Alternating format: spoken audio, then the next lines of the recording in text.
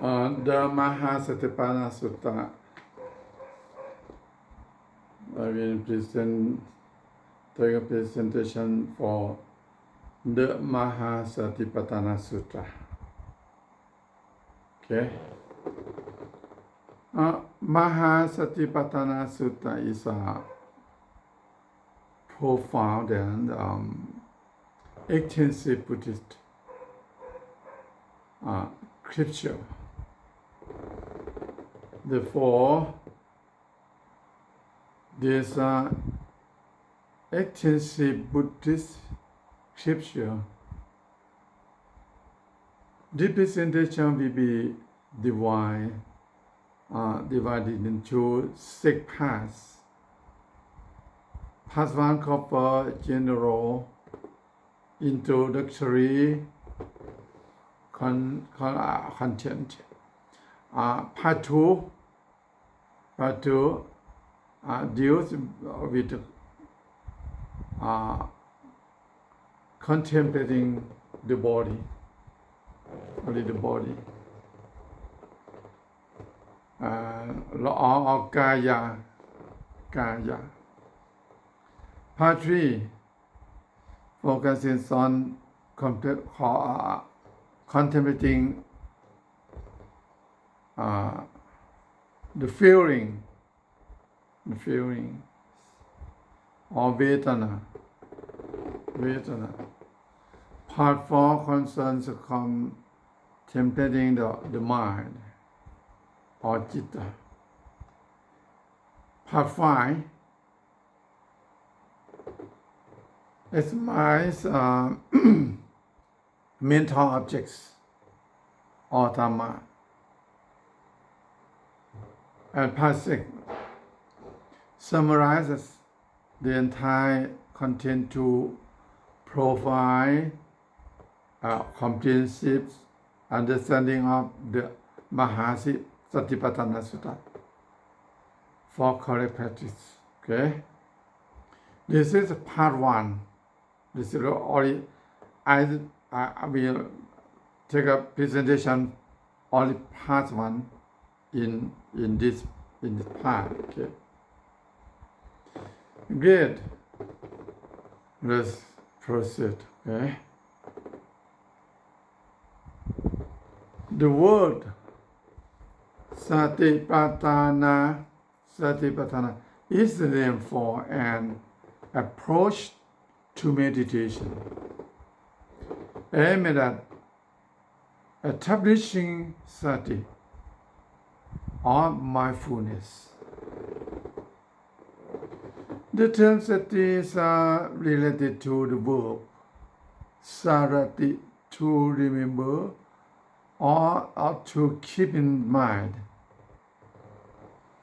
It is sometimes translated as non-reached awareness, preformed again as simply present with whatever arises. But the formula for Satipatthana doesn't support that translate. Non-reached awareness is actually an aspect of equanimity, a quality fostered in the course of Satipatthana. The activity of Satipatthana, however, definitely has a motivating agenda. The desire for awakening, which is classified not as a cause of suffering, but as part of the path to its ending. The role of mindfulness is to keep in mind properly grounded in the present moment in way that we keep it on the path. To make an analogy, a beginning is like a mountain on the horizon. The destination to which you are driving a car. Okay. Mindfulness what remembers to keep attention focused on the road to the mountain rather than letting it stay focusing on glimpses to the mountain or get distracted by other paths leading away from the road. Okay? As a compound term, Satipatthana can be broken down in two ways. As Satipatthana, foundation of mindfulness, or as Sati Apatthana, establishing of mindfulness. Scholars debate as to which is the proper interpretation, but in the practice, both provide useful food for thought. The first interpretation focuses on the objects of the meditation practice. The focal points that provide me mindfulness without foundation, or to use the more idiomatic English phrase adapted here. A frame of reference. Altogether, there are four. What therefore? The body in and of itself. Feeling in and of themselves. Mind in and of itself. Mental qualities in and of themselves. Okay? The in and of itself, there is Christian. In the case of the body, for instance, it means viewing the body on its own terms rather than in terms of the function in the context of the world. For in the case, the world would be the frame of reference. Dropping any concern for how the body's beauty, agility, or strength fits into what the meditator simply says with the direct experience of its breathing, its movement, its postures, its elementary properties, and its inevitable decay. Okay. Amidst a similar principle applies to the other frame of reference. The second interpretation of Satipatthana Sati Apatana focuses on the process of the meditation practice. Focus on the process of meditation practice on how a frame of reference is established. This sutta gives three teachers of this process applied to each frame of reference. The first state as applied to the body or kaya is this: you remain focused on the body in and of itself, ardent, alert, and mindful, putting inside greed and distress, be confident to the world.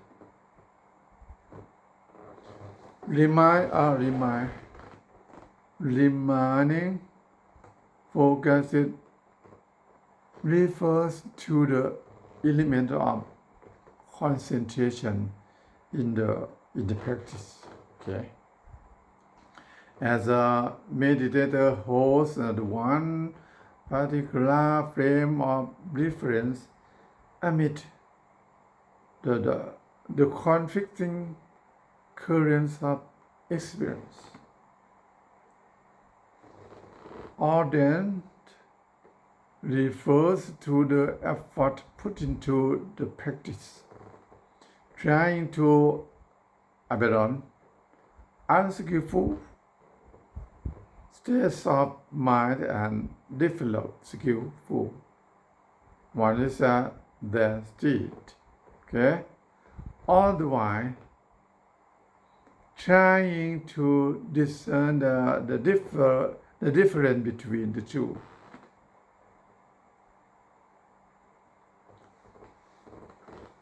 Alert means being clearly aware of what is happening in the present. Mindful,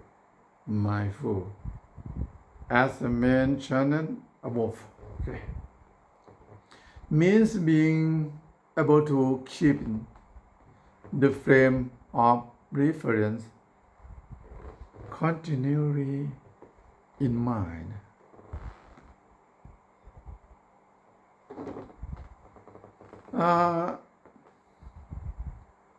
As these qualities work together,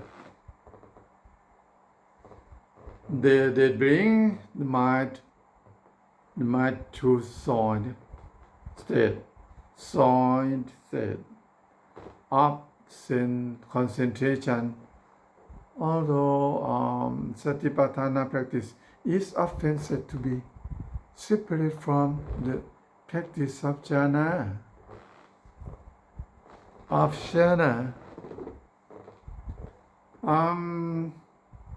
A number of suttas equal the successful completion of this first step with the attainment of the first level of jhana. This point is confirmed by the many suttas, among them describing how the practice of Satipatthana brings to completion the factors for awakening, which coincide with the factor of jhana. Okay. The second stage of Satipatthana practice is this. One remains focused on the phenomenon of origination with regard to the body on the phenomenon of passing away. With regard to the body or on the phenomenon of origination and passing away with regard to the body or kaya. Okay. The phenomenon of origination and passing away cover events either directly or indirectly related to one's chosen frame to reference. Directly means change into the frame of reference itself. For instance, when focused on the body, one will notice the arising and passing away of breath sensation within it.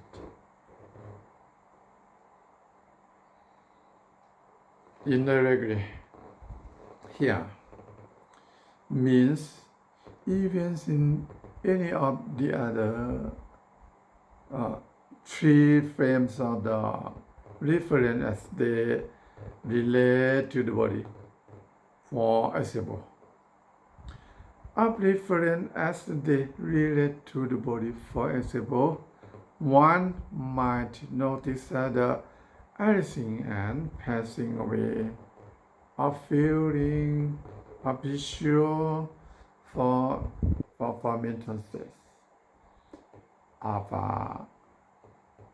irritation in connection to events in the body. Or one might notice lapses of the mindfulness in one's focus on the body. In each of these cases, if the origination and passing away is of neutral events such as the aggregates, one is directed simply to be aware of them as events and to let them follow their natural course, so as to see what factors accompany them and lead to their comings and goings.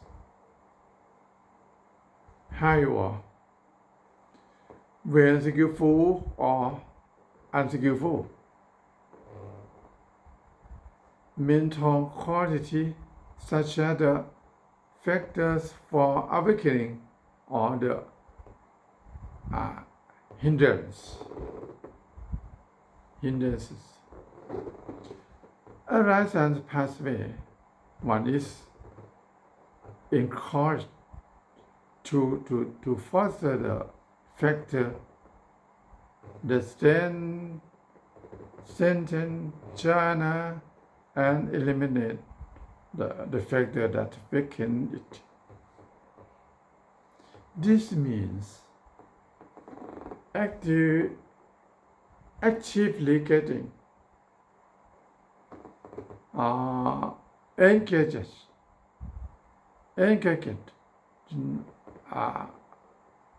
maximizing skillful mental qualities and minimizing unskillful ones.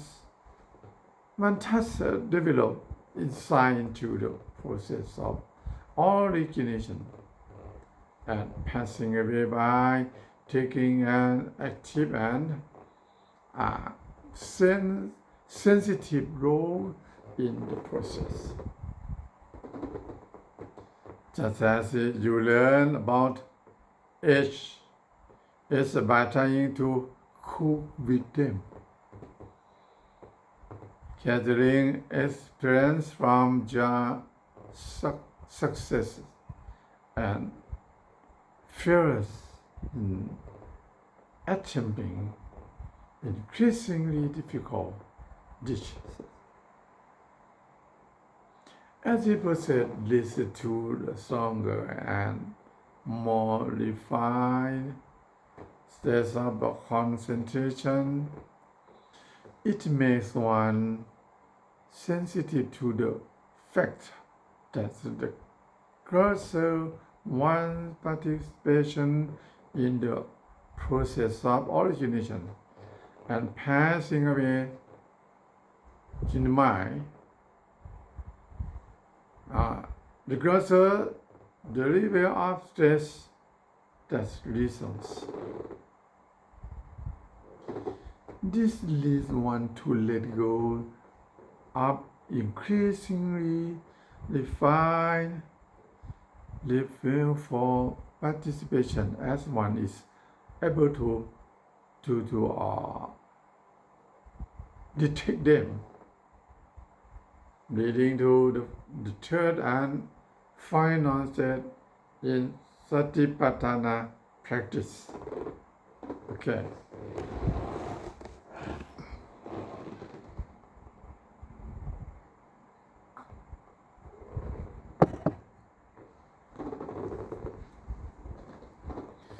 Aya mindfulness that there is body feeling, mind, mental quality is maintained to the extent of knowledge and recollection, and you remain independent and unsustained by anything in the world.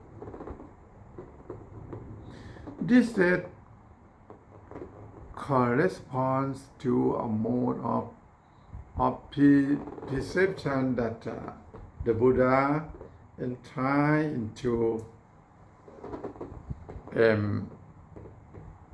emptiness. Thus, you regard it as empty of whatever is not there. Whatever remains, you discern as a present. There is this. This is a culminating equipoise where the part of the practice appears to state of non-fashioning, and from this to the fruit of awakening and release. At first glance, the four frameworks are referent for Satipatthana practice sound like four different meditation exercise. But to make clear that they can all center on the single practice, keeping the breath in mind. When the mind is with breath, all four frames of the referent are right there. The referent lies simply in the subtlety of one's focus. It's like learning to play the piano. Okay, like that. As you get more proficient at playing, you also become sensitive in listening to over more subtle level in the music. Okay? Where, as a meditator, gets more skilled in staying with the beat. Okay. The practice of Satipatthana keeps greater sensitivity in peeling away even more subtle layers of Satipatthana, participation in the present moment until nothing is left standing in the way of total release. Pra-Anon said that. Pra-Anon Bhikkhu said that. I have heard that on one occasion, the Blessed One was saying in the Guru country, now there is a town of the Guru called Kamasattama. There, the Blessed One addressed the monks. Monks, Lord the monk replied. The Blessed One said this. This is the direct path to the purification of beings, for the overcoming of sorrow and lamentation, for the disappearance of pain and distress, for the attainment of the right method, and for the liberation of abiding. In other words, the four frame of the reference. Which four? Which four? There is the case where a monk remains forget on the body in of itself, ardent, alert, and mindful, putting aside greed and distress with reference to the world. He remains focused on the feeling, mind, mental qualities in and of themselves. And then ardent, alert, and mindful, putting aside greed and distress with reference to the world. This is the first which you have to understand and practice to Satipatthana Sutta as well. Okay.